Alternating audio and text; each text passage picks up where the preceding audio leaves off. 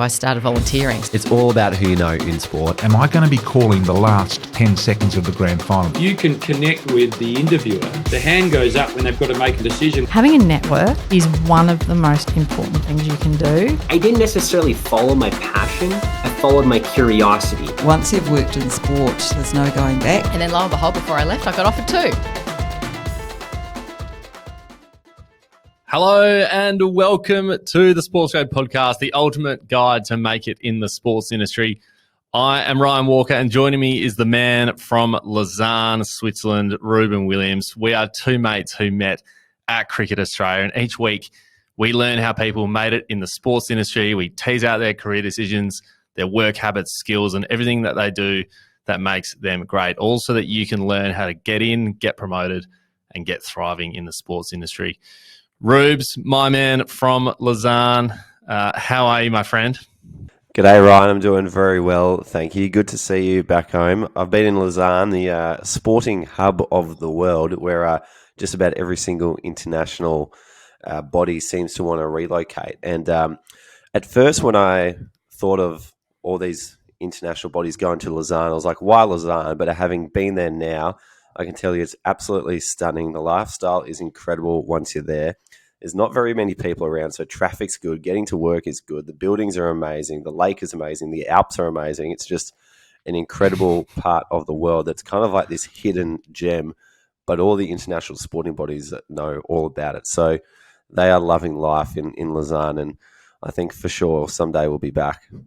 Brilliant, mate. And I absolutely loved the LinkedIn post from yourself saying, is this the best place in the world to work in sport? And I can tell you right now, with views like that and the facilities of the IOC, just everything, I think you might have hit it. I think that might be the best place in the world to work in sport. And it is breathtaking. I think we spoke the other day and we were saying it's like the Great Ocean Road, but on absolute steroids, where they've just added some vineyards in the middle between the water and the road. So bloody brilliant. It's looking absolutely incredible. And we're gonna tap into that in just a moment. So we'll get straight into it. If you don't already, follow us on LinkedIn. And if you want to connect with us and over 550 others working in the sports industry, just become a member of the SportsGrad community. Speaking of that, Rubes, it's going off at the moment. Tell our lovely audience out there what's been happening. Yeah, absolutely, Ryan. Well, this is a huge week for the SportsGrad community because we've never had one organisation take on so many members before other than the FIFA Women's World Cup. So we've gone through and done the numbers. We reckon we've got 33 members currently working on the FIFA Women's World Cup over the next month. So they've all just started cracking into their roles. So a big shout out to all 33 members who are working on the biggest tournament in Australia since the Sydney Olympics. I know at the end of this, a lot of them are going to have memories for life. That's going to lead to other opportunities or create connections with people who are on that event circuit that will just lead from one thing to the next to the next. So for those 33 people, it is super, super exciting to them. So well done to you guys. Other than that, there's always plenty of jobs going on in the community, always plenty of events coming up as well. If you want to jump on speed networking, make sure you get involved in that. It's a really fun and easy way to meet lots of people very, very quickly. Also, we've got the Sydney Meetup coming up on the 4th of August, which you'll be up there for, Ryan, running. Members can get half-price tickets if you use the code. If you want to find out more information about that, check out the show notes or head to our social media accounts and you'll find more information about how to get involved there. Otherwise, if you want to subscribe to our newsletter, each Friday we send out a quick little blog post helping people with different things to get jobs in the sports industry. Sometimes it's a little profile on a person who's doing terrific. Other times we focus on little tips and tricks and hacks to get you in. Other weeks, it's an update on what's going on in the world of SportsGrad. So if you want to get that in your inbox each Friday, head to sportsgrad.com.au/newsletter, or you can also head to a link in our show notes to join. Bloody brilliant, mate. There's lots happening. We'll get on to Meetup later in the episode, but that number, 33 of our members at the World Cup. I think that is that's a serious story, and looking forward to catching up with a lot of those members shortly to hear about that experience. Everybody wants to study at one of the top unis in the world for sport. And at Deakin, you can do just that. So don't miss your chance to see what sets them apart at their campus open days this August. Check out the state-of-the-art facilities, hear from their world-class academics, meet with current students and experience the campus vibe that they're famous for. Join thousands of the brightest students who have already registered to attend this unmissable event. Search Deakin Open Day and take your first step towards achieving your ultimate career. The Geelong Open Day is on the 20th of August, 9 a.m. to 3 p.m. And of course, Burwood Open Day is the 27th of August at 9 a.m. to 3 p.m. So check it out now and start your career in sport.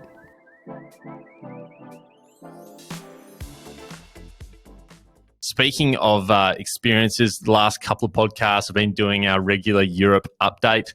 And one thing that I've loved seeing on my laptop screen and my TV screen over the last few days is a man running up a mountain in a Hawthorn jumper. So tell us what it's like to be at the Tour de France, because you've been sighted many a times and it looked like an absolute blast, mate. So give us a rundown. Yes, I absolutely love the Tour de France. And so I went to 2 stages recently, which are my 4th and 5th stages in my life. And I always make sure that I go to a mountain climb finish. And the reason why I do this is because at the end of a stage, after 200 kilometers plus of riding, that's when you start to see the field really spread out. So you actually get a lot of action, probably 30 to 40 minutes of riders trickling through. So I always target those stages because I reckon it's the best viewing. But so we went to 2 stages, the Grand Colombier, which is a 17-kilometer hill climb finish, and Saint Gervais in Mont Blanc, which was a 7-kilometer hill climb finish. And I reckon I'll be going back to the 7-kilometer hill climb finishes from now on, because the Grand Colombier was very tough on the body. You're essentially, you drive to the bottom of the mountain. You've got to try and find a park in like this tiny French village on these small roads. We ended up just like parking like on a patch of grass somewhere because that's all we could find. And then you're up to your own devices. You've got to pack a bag with your lunch, with your water, with any sort of snacks you want to take with you for the day, and take it up the mountain. And we only made it about 10 kilometers up this 17-kilometer mountain because it's a 17-kilometer mountain. And you basically walk up for a long time, hang out for a bit, and then watch the cyclists come through. So there's a lot of anticipation. There's a lot of build-up. You meet a lot of different people on the mountain. It's a lot of fun. The main attraction that comes through, or the main sort of activity that comes through, is called the caravan. Now, this is like the sponsorship activations that go on outside a stadium or even inside a stadium at halftime. But they call it the caravan, and basically it's a parade of cars that have got all the different sponsor logos on it and people hanging out the top and out the side, and they're just throwing out all these different goodies for people to pick up. So that's when you see all these people on TV who have got the same matching polka dot hat or yellow hat, or as people throwing out flags, throwing out little bits of food. So there's about 20 to 30 minutes of this caravan coming through of just people throwing free stuff at you. And so you pick up all your junk and then you put it on, you stash it in your bag, you keep it for a few presents back home. And then about an hour later, that's when the cyclists start to come through. And that's when it's super impressive how quickly they go up these mountains after such a long period of time of riding. And to be there right next to it is incredible access. So on the second stage, when we're on this 7-kilometer climb, the riders had already been up and down, I think, 4 climbs before this. And so these guys were super spread out. Now, one thing that made the 7-kilometer climb easier for us was there was a gondola going straight to the top. So we got a chairlift right up to the top and could walk down. And that made our experience a lot better because at the top of the climb, They had cafes and bars, and you could actually buy some resources for yourself to keep you going. You could see the podium at the end. You could see the finish line. They had all the rails set up. It had all the sponsorship going. You could see all the logos, everything. Like it just looked a whole lot more dressed up, which kind of added to the experience. So that was a lot more enjoyable because it was definitely a lot more to see, a lot more fans around to interact with too, which made it very cool too.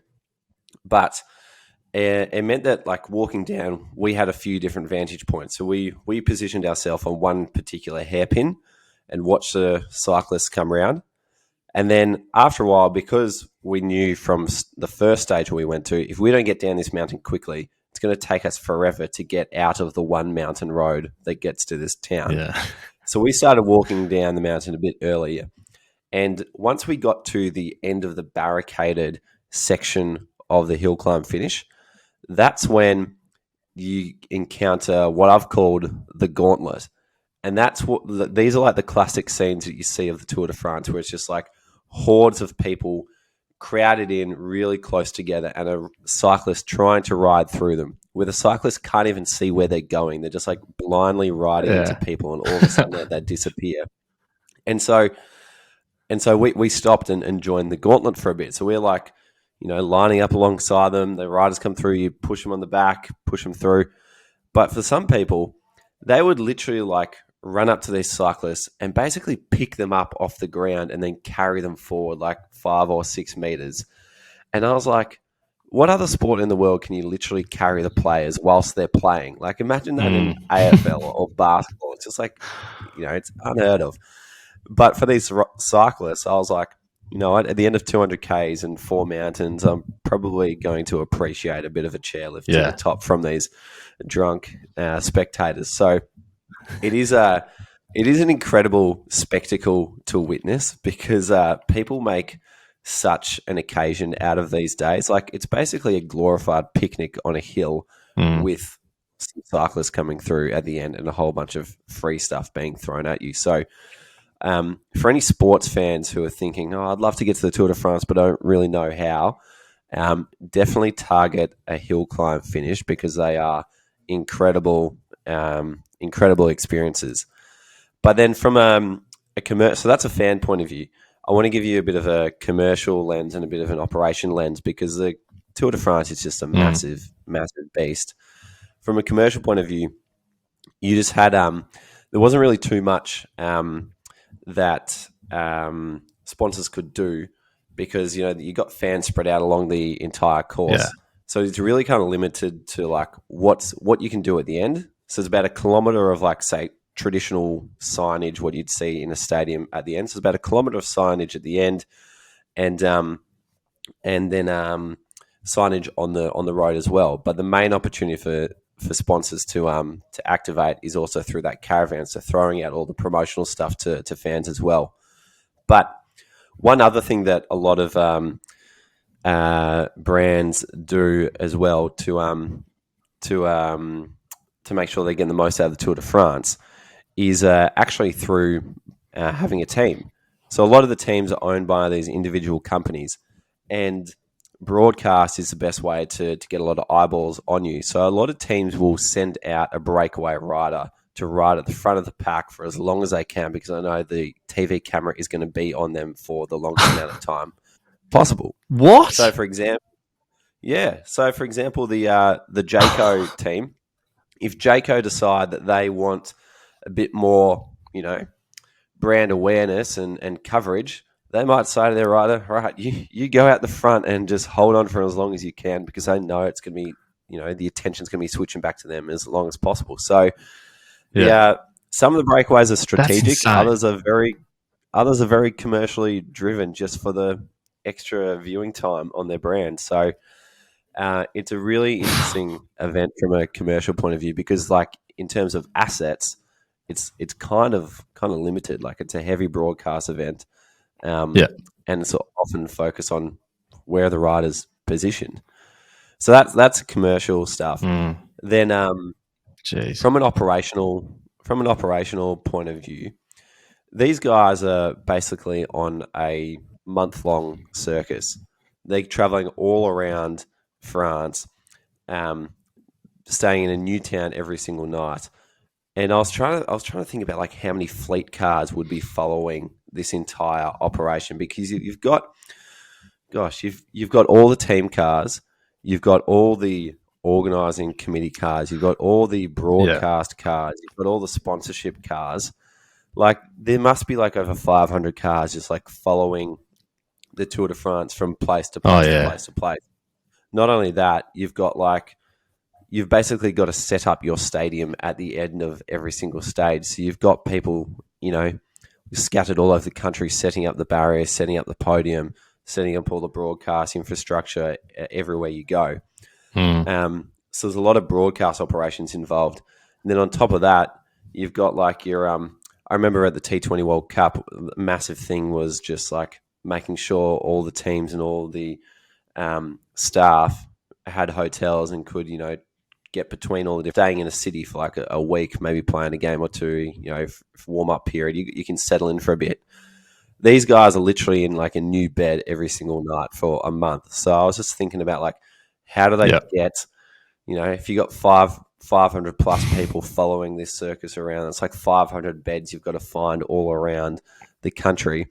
And they're not going to, Paris or Marseille every single time. Some of them are really remote, small towns. So I'm like, the Tour de France just must book every single bed. There's small towns everywhere they go. So it just looks like a massive logistical jigsaw puzzle, but one that puts on an incredible event. So, for those who have never thought of the Tour de France or know a bit about it, there's a bit of an overview of what it's like from a fan, commercial, and operations perspective. It sounds incredible. I think, that commercial part of it, like just sending a rider out, just to get some eyeballs. I don't think that is, that doesn't happen in sport, at all.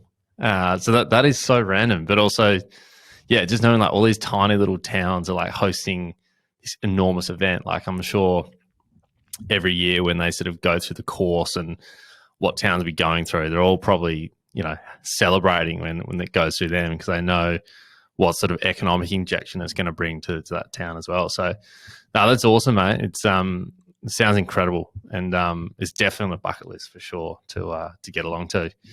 And you're in Lausanne right now. I believe you've caught up with a few great friends of the show and former guests. Yeah, that's right. Yeah, so stayed with a podcast guest, Garth Town, from episode 16, who was very kindly invited me in, and also caught up with Reuben Ryan whilst I was here too. So he's from episode 148.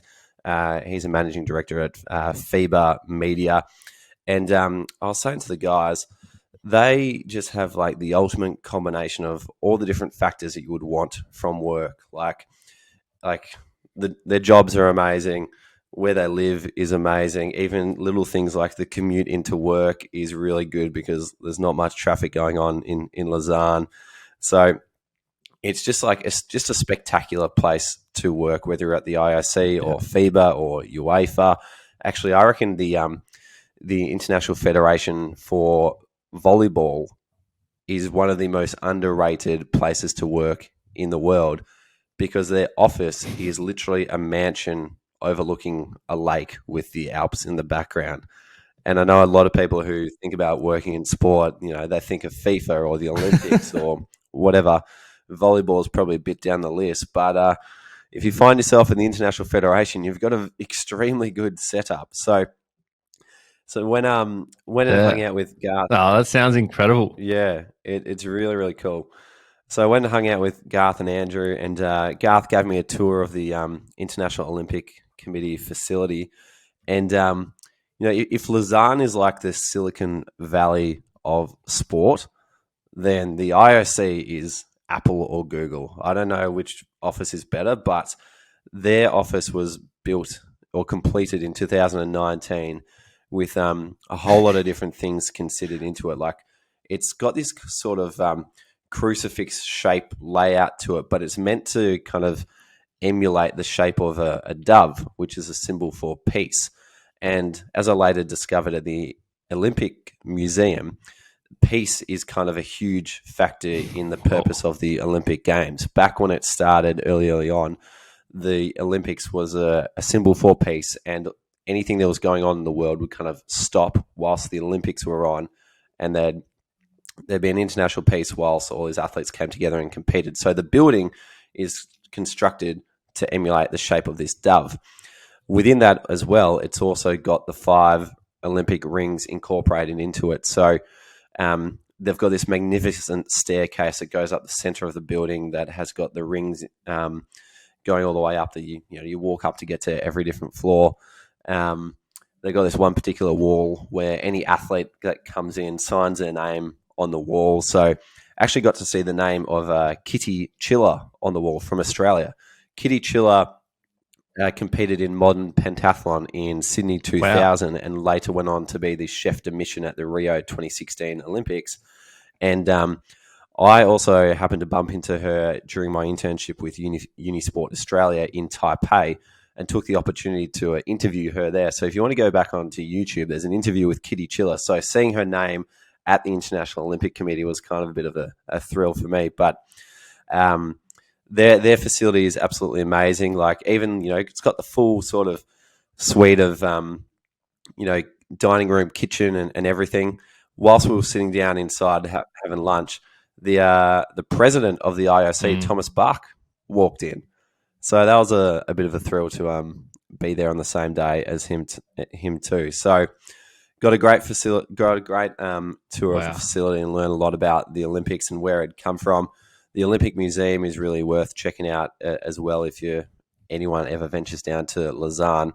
What I didn't realize about the Olympics was that it was restarted by this one guy, Pierre de Coubertin, who knew about I think it was called the Pan-Hellenic Games, which is like the ancient Greek games, and he decided that we need to bring these back. So the ancient Greek games stopped in like 500 BC or something long time ago, and then this guy just decided, actually, that was a really great concept. We need to bring it back.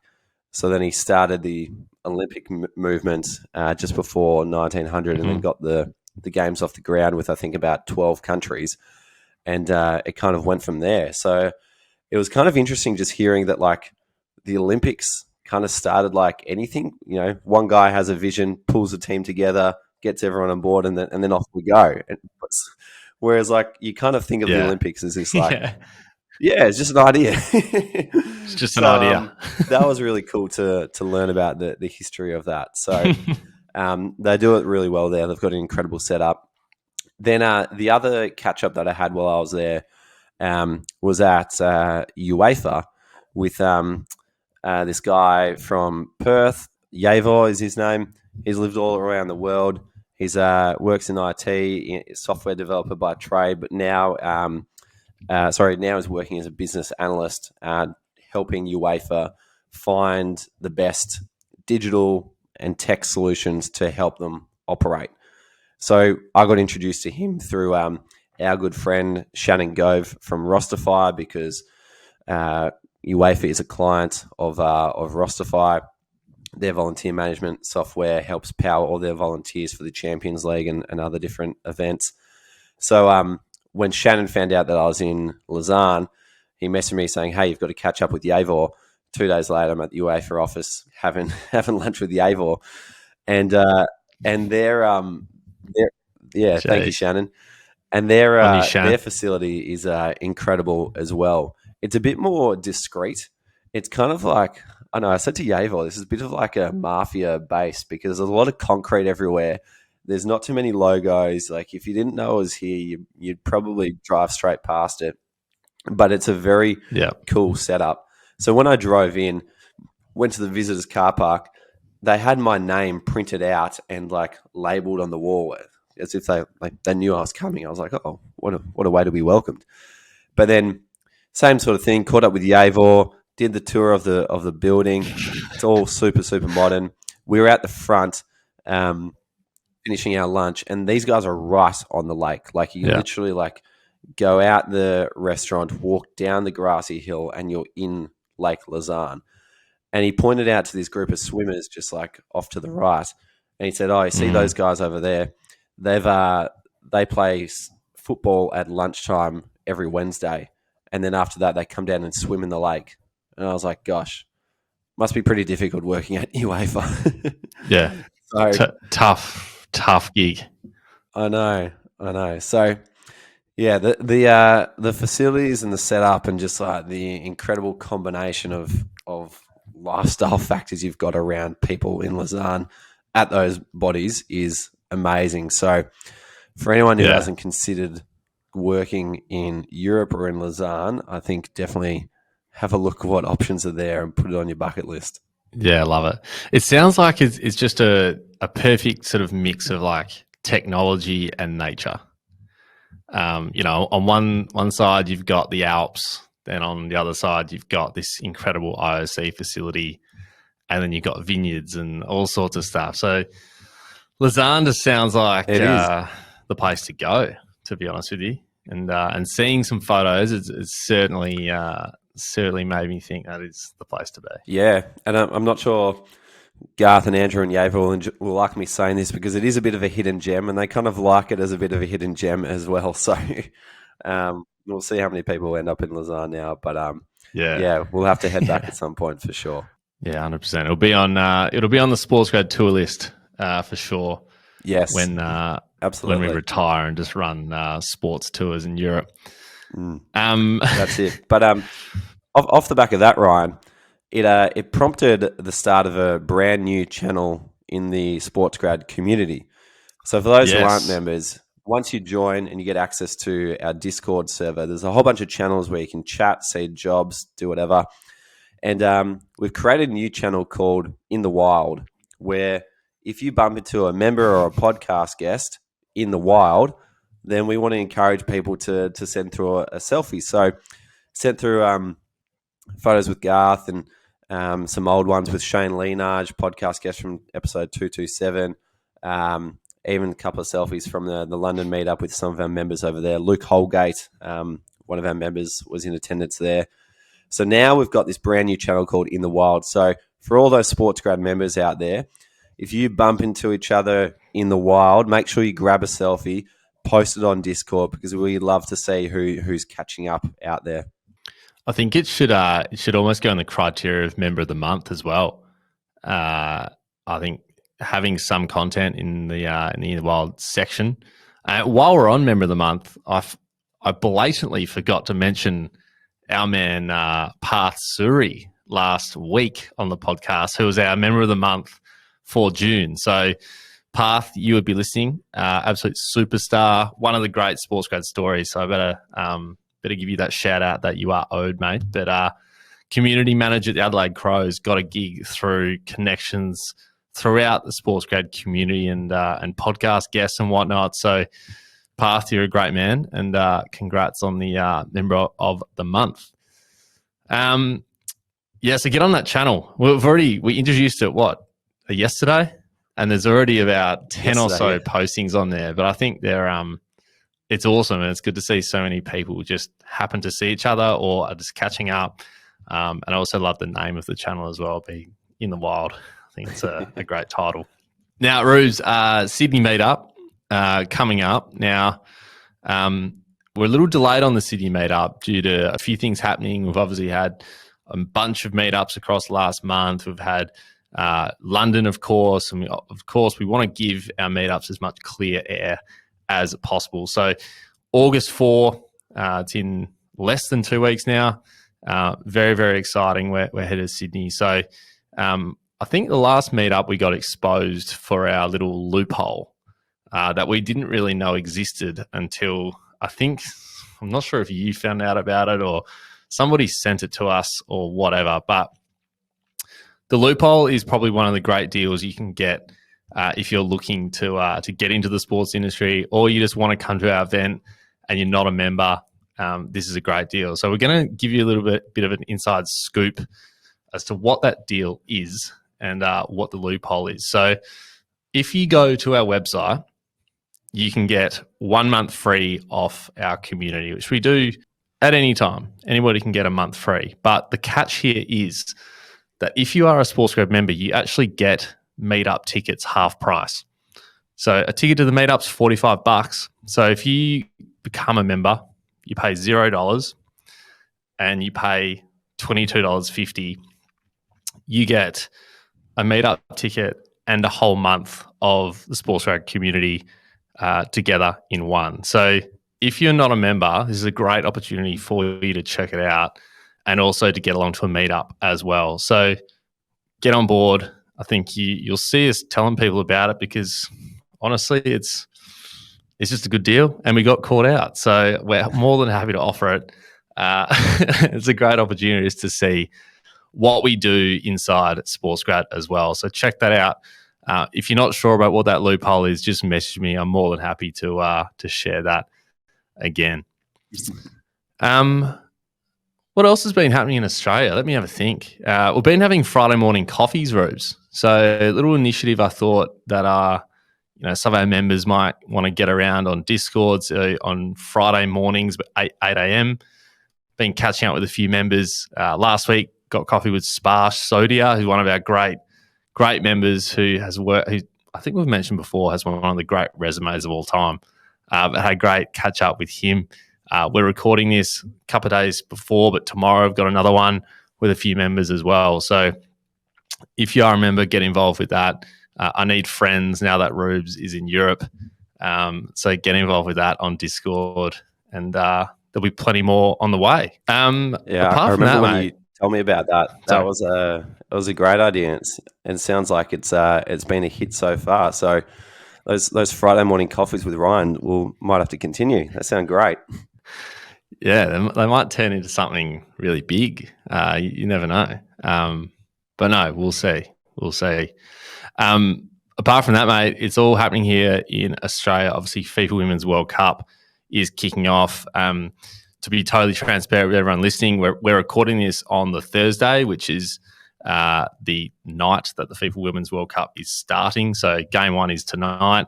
But that is super, super exciting. I know we mentioned at the top of the episode, we've got over 30 members working at the tournament, which has just been enormous. So just a big shout out to those people who are working hard or have been working hard over the last few weeks to get the tournament up and running. It's probably one of the great experiences that you'll ever have in your working career. So a big shout out to you guys. But yeah, I think you can feel now the gravity of the tournament. Like, I was saying to a few people like a couple of months ago, I was like, I couldn't really feel like the hype was there. But I think over the last couple of months and few weeks leading up, like you can absolutely tell that there is a World Cup happening in our country. So if you're out there and tossing out where to get along, I'm sure there's some tickets still available. It'd be one of the great sporting experiences I would have thought in this generation, having a FIFA World Cup in our country. Absolutely. I'm very sad to be missing it, but I'll be following very closely from the other side of the world, and I might have to try and get along to a few European viewing parties over here, because they obviously love their football on this side of the world. So maybe I'll have to experience it from with a new culture, a different type of fan around me. But good luck to everyone at Football Australia, and good luck to everyone at the FIFA Women's World Cup working on the tournament. I've got no doubt it's going to be a huge success. So good luck to everyone with that. On the flip side of that, the Com Games got scrapped during the week, which is a massive surprise, and not a great one at all. And I kind of really feel for the staff who had all been brought in over the last 12 months to work on a new exciting project. It was one of the events in the green and gold runway, and we watched LinkedIn closely, and there was a period of time where it was like just about every single week a new person was being announced at the Commonwealth Games Victoria 2026, and every single person is an absolute gun. And having known some of these people personally, we know that people are passing up other great opportunities to go and work at the Com Games, or people are relocating into states, literally like flipping up their entire lives for their work to go to the Com Games and sit there for the next 3 or 4 years. And for the games to be scrapped just throws a massive spanner in the works for those people's lives, which is incredibly difficult. I know there's a whole bunch of rationale and reasoning behind it, which goes much bigger and broader. But we're really thinking of those friends and those staff members at the Com Games who are in a pretty awful position as a result of that. So if for any of those people you ever need anything, just make sure you reach out. But that was a huge surprise to wake up to during the week. Yeah, it was. It was just a shock. Like, I think everyone was kind of, it was the last thing on people's minds, to be honest with you.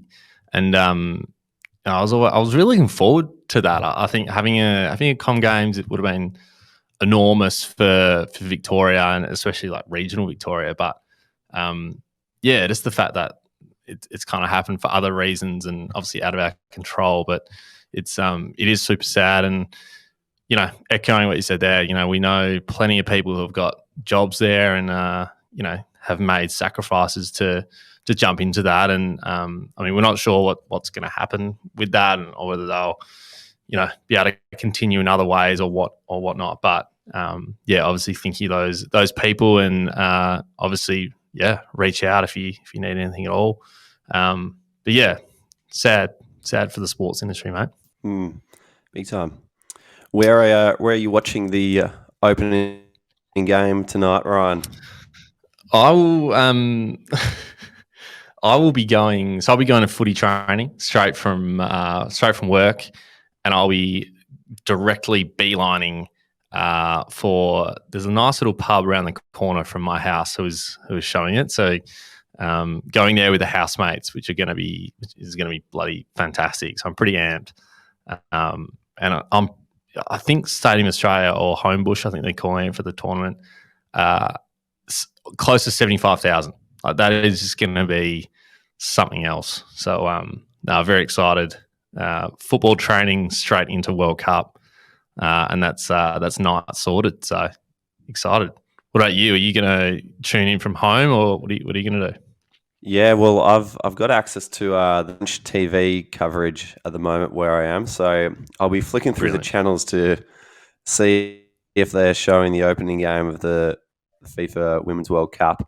Otherwise, I've been desperately trying to get a VPN to try and stream the Ashes, but now I need it to stream the FIFA Women's World Cup. So if anyone's got a VPN out there who would love to share it with me, that would really help, given there's 2 major events going on at the moment that I'm heavily invested in. So, but nonetheless, I've got my Socceroos, or should I say Australian football jersey over here.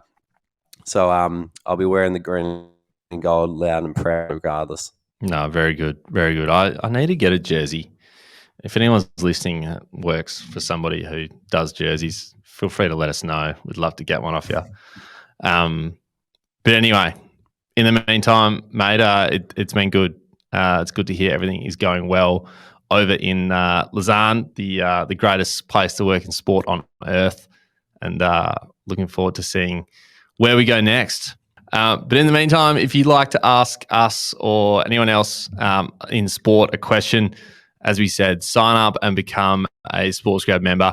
Each fortnight, we jump on virtual sessions where we do speed networking, webinars, speed networking, job fairs, and all so that you can get into the industry, learn new things, and obviously connect with other industry professionals. So tonight, which is when this episode is coming out, we got speed networking, which is super exciting, where our members can meet and greet new people every single fortnight. So get involved.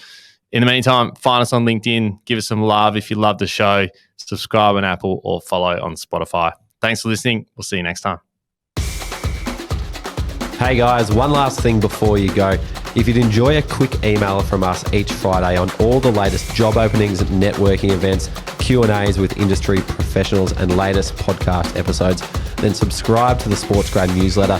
Head to our website, www.sportsgrad.com.au/newsletter to subscribe. There's also a link in our show notes to join.